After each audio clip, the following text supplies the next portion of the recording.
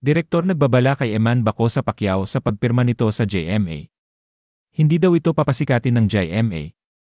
Pero bago ang lahat, kung ikaw ay bago sa aking channel, huwag kalimutan na mag-subscribe at i-click ang notification bell for more trending news.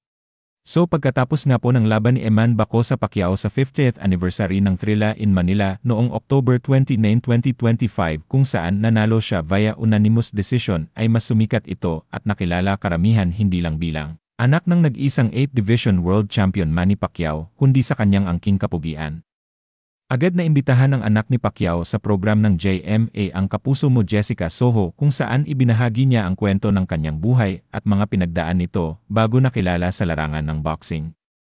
Dito nga po ay hindi maiwasan na ihawig ang kanyang mukha sa veteranong aktor na si Piolo Pascual.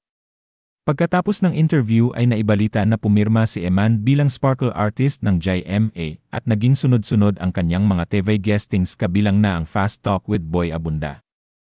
Samantala, nagbigay naman ng reaksyon ang isang direktor sa pagsikat ni Eman at pagpirma sa JMA bilang artista nito.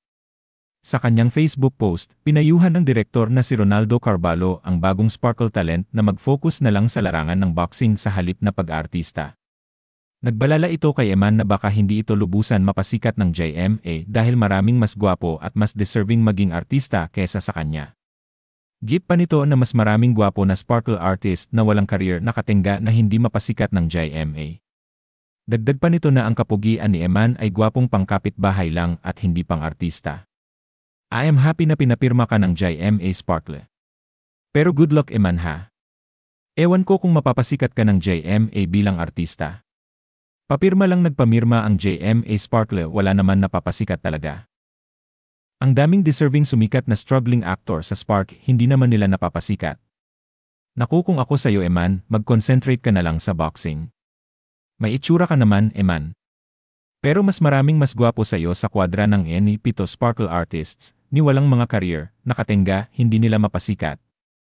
Ikaw pa kaya Eman Bacosa na gwapong pangkapitbahay lang at hindi naman mukhang pang-artista talaga, Samantala, tila nakascore na naman niya po ito ng knockout dahil panalong-panalo na naman ito. Ito ay matapos niyang makilala personal ang kanyang celebrity crush na si Jillian Ward sa kauna-unahang pagkakataon. Matatandaan natin na ibinahagi ni Bacosa sa publiko ang yaong kapuso actress ang kanyang celebrity crush at sinabi na hinahangaan niya umano si Jillian. Kaya naman nang magkita ang dalawa kagabi ay talagang nagtrending ito sa buong Pilipinas. Marami ang kinilig sa pagkikita ng dalawa. Ayon sa videong ibinahagi sa publiko ng Sparkle LA Artist Center sa kanilang Facebook page, makikita sorpresang paglabas ni Eman para batiin si Jillian sa ginanap na premiere night ng Kapuso Mo Jessica Soho gabi ng Lagim the Movie.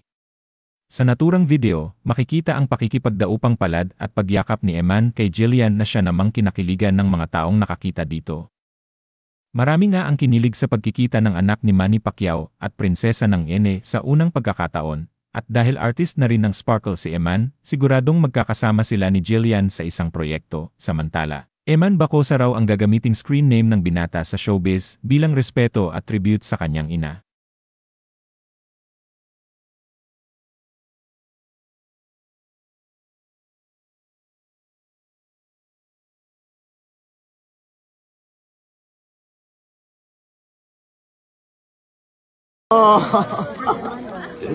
Ikaw na magbigay nito kay Emma. Ay, kay ano?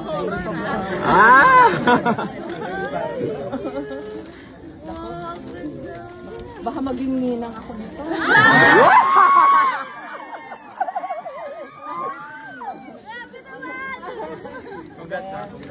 Crush ka daw niya. Ay, talaga ba? Ay, picture po.